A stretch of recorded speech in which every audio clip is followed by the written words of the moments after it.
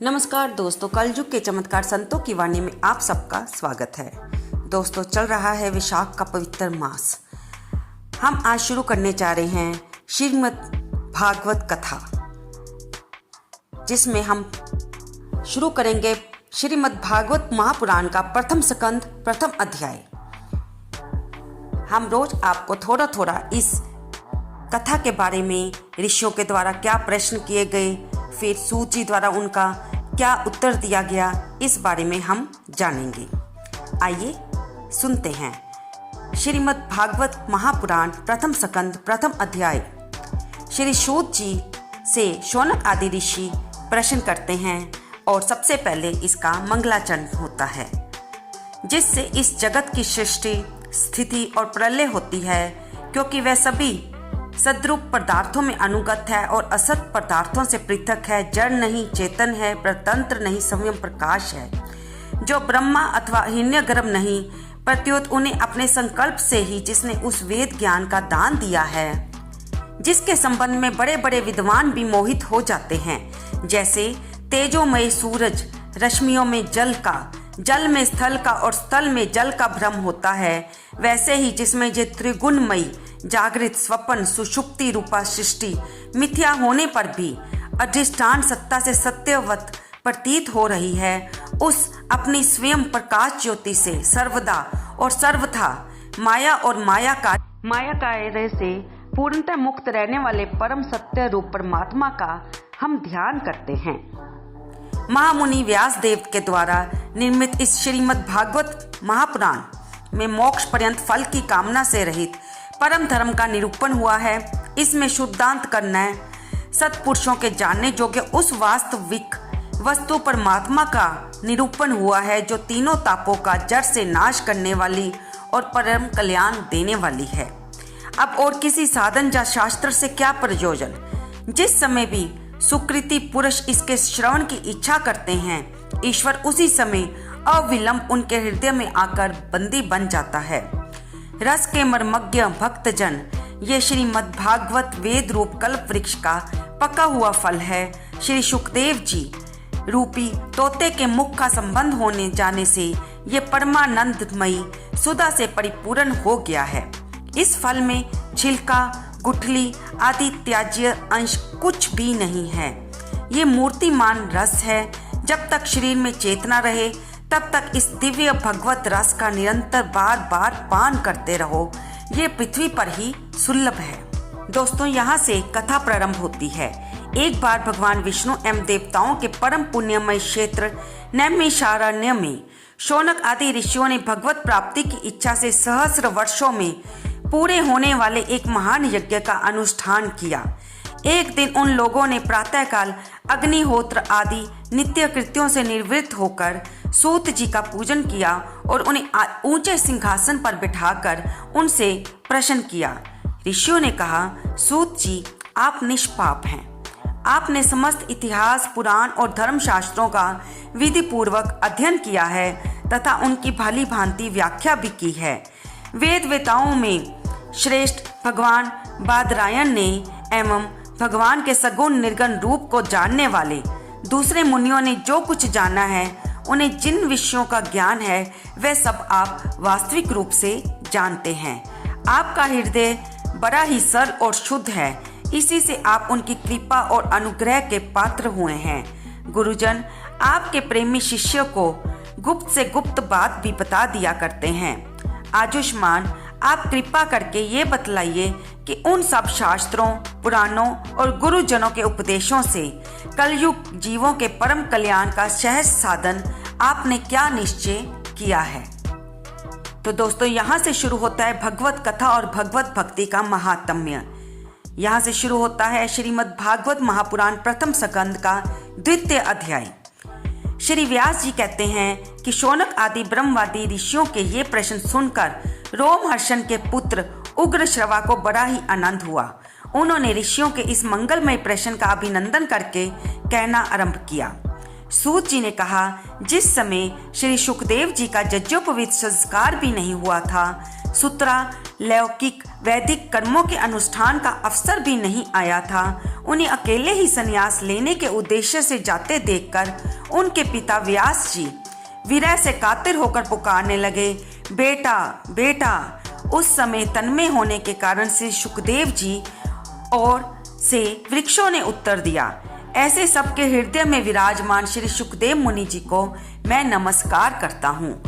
ये श्रीमद् भागवत अत्यंत गोपनीय रहस्यात्मक पुराण है। ये भगवत स्वरूप का अनुभव कराने वाला और समस्त वेदों का सार है।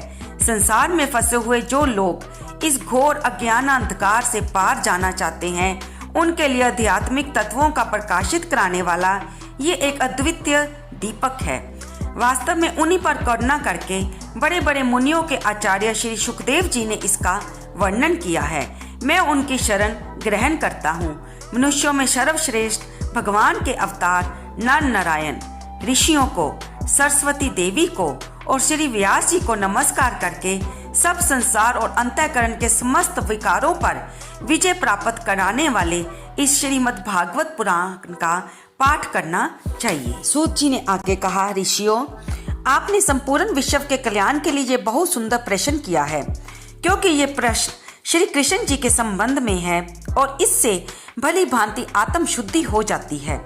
मनुष्यों के लिए सर्वश्रेष्ठ धर्म वही है जिससे भगवान श्री कृष्ण में भक्ति हो, भक्ति भी ऐसी जिसमें किसी प्रकार की कामना ना हो और जो नित्य निरंतर बनी रहे। ऐसी भक्ति से हृदय अनंत स्वरूप परमात्मा की उपलब्धि करके मन कृतकृत्य हो जाता है। भगवान श्री कृष्ण में भक्ति होते ही अनन्य प्रेम से उनमें चित्त जोड़ते हुए निष्काम ज्ञान और वैराग्य का आविर्भाव हो जाता है। धर्म का ठीक ठीक अनुष्ठान करने पर भी यदि मनुष्य के हृदय में भगवान की लीला कथाओं के प्रति अनुराग का उदय ना हो तो वह निरा श्रम ही श्रम है। धर्म का फल है मोक्ष। उसकी सार्थकता अर्थ प्राप्ति में नहीं है। अर्थ केवल धर्म के लिए है। भोग विलास उसका फल नहीं माना गया। भोग विलास का फल इंद्रियों को तृप्त करना नहीं है, उसका प्रयोजन है केवल जीवन निर्वाह। जीवन का फल भी तत्व जिज्ञासा है। बहुत कर्म करके स्वर्ग आदि प्राप्त करना उसका फल नहीं है। तत्ववेता लोग ज्ञाता और ज्ञेय के भेद से रहित अखंड अद्वितीय सच्चिदानंद स्वरूप ज्ञान को ही तत्व कहते हैं। उसी को कोई ब्रह्मा, कोई परमात्मा, कोई भगवान के नाम से पुकारते हैं। श्रद्धालु मुनिजन भागवत श्रवण से प्राप्त ज्ञान वैराग्य युक्त भक्ति से अपने हृदय में उस परम तत्व रूप परमात्मा का अनुभव करते हैं। शौनक आदि ऋषियों, यही कारण है कि अपने अपने वर्ण तथा आश्रम के अनुसार मनुष्य जो धर्म का अनुष्ठान करते हैं उसकी पूर्ण सिद्धि इसी में है कि भगवान प्रसन्न हो। इसलिए एकाग्र मन से भक्त वत्सल भगवान का ही नित्य निरंतर श्रवण, कीर्तन, ध्यान और आराधना करनी चाहिए। श्री सूत जी कहते हैं, सृष्टि के आदि में भगवान ने लोकों के निर्माण की इच्छा की। इच्छा होते ही उन्होंने महत्व आदि से निष्पन्न पुरुष रूप ग्रहण किया। उसमें 10 इंद्रियां, 1 मन, 5 भूत, ये 16 कलाएं थी। उन्होंने कारण जल में शयन करते हुए जब जोग निद्रा का विस्तार किया तब उनके नाभि सरोवर में से एक कमल प्रकट हुआ। उस कमल से प्रजापतियों के अधिपति ब्रह्मा जी उत्पन्न हुए। भगवान के उस विराट रूप के अंग प्रत्यंग में ही समस्त लोकों की कल्पना की गई है। वह भगवान का विशुद्ध सत्वमय श्रेष्ठ रूप है। योगी लोग दिव्य दृष्टि से भगवान के उस रूप का दर्शन करते हैं। भगवान का वह रूप हजारों पैर, जांघें, भुजाएं और मुखों के कारण अत्यंत विलक्षण है। उसमें सहस्रों सिर, हजारों कान, हजारों आंखें, हजारों नासिकाएं हैं। हजारों मुकुट, वस्त्र और कुंडल आदि आभूषणों से वह उल्लिसित रहता है। भगवान का यही पुरुष रूप, जिसे नारायण कहते हैं, अनेक अवतारों का अक्षय कोश है।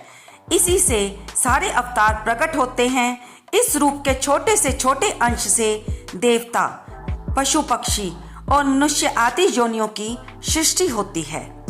उन्हीं प्रभु ने पहले कुमार सर्ग में सनक, सनंदन, सनातन और सन्नत कुमार इन 4 ब्राह्मणों के रूप में अवतार ग्रहण किया और ब्रह्मचर्य का पालन किया।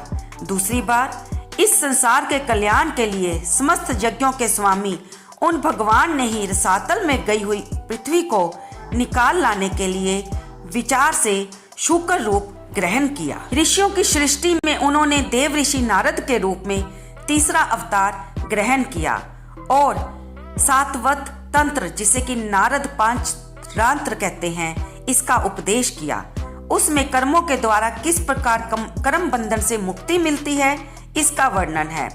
फिर धर्म पत्नी मूर्ति के गर्भ से उन्होंने नर नारायण के रूप में चौथा अवतार ग्रहण किया। इस अवतार में उन्होंने ऋषि बनकर मन और इंद्रियों का सर्वथा संयम करके बड़ी कठिन तपस्या की। पांचवें अवतार में वे सिद्धों के स्वामी कपिल के रूप में प्रकट हुए और तत्वों का निर्णय करने वाले सांख्य शास्त्र का, जो समय के फेर से लुप्त हो गया था, आसुरी नामक ब्राह्मण को उपदेश किया। अनसुआ के वर मांगने पर छठे अवतार में वे अत्रि की संतान दत्तात्रेय बने। इस अवतार में उन्होंने अलर्क एवं प्रहलाद आदि को ब्रह्म ज्ञान का उपदेश दिया। सातवीं बार रुचि प्रजापति की आकुति नामक पत्नी से यज्ञ के रूप में उन्होंने अवतार ग्रहण किया और अपने पुत्र याम आदि देवताओं के साथ स्वयंभू मनवंतर की रक्षा। राजा नाभि की पत्नी मेरु देवी के गर्भ से ऋषभ देव के रूप में भगवान ने आठवां अवतार ग्रहण किया। इस रूप में उन्होंने परमहंसों का वह मार्ग जो सभी आश्रमियों के लिए वंदनीय है दिखाया। ऋषियों की प्रार्थना से 9वीं बार वे राजा पृथु के रूप में अवतीर्ण हुए। शौनक आदि ऋषियों, इस अवतार में उन्होंने पृथ्वी से समस्त औषधियों का दोहन किया। इससे ये अवतार सबके लिए बड़ा कल्याणकारी सिद्ध हुआ। तो दोस्तों, आज हमने श्रीमद् भागवत महापुराण के प्रथम स्कंद के पहले 3 अध्याय के बारे में सुना और धीरे धीरे हम इससे आगे बढ़ेंगे, जो कि हम चौथे अध्याय का श्रवण कल करेंगे। कल की वीडियो के लिए आप बेल आइकन को दबाकर मेरे चैनल को सब्सक्राइब कर लें, ताकि मेरी वीडियो की नोटिफिकेशन आपको हर समय सबसे पहले मिलती रहे। आपको ये कथा सुनना कैसा लग रहा है, कृपया इसे लाइक करें, शेयर करें और कमेंट बॉक्स में जय कृष्ण भगवान लिखना बिल्कुल ना भूलें। धन्यवाद दोस्तों।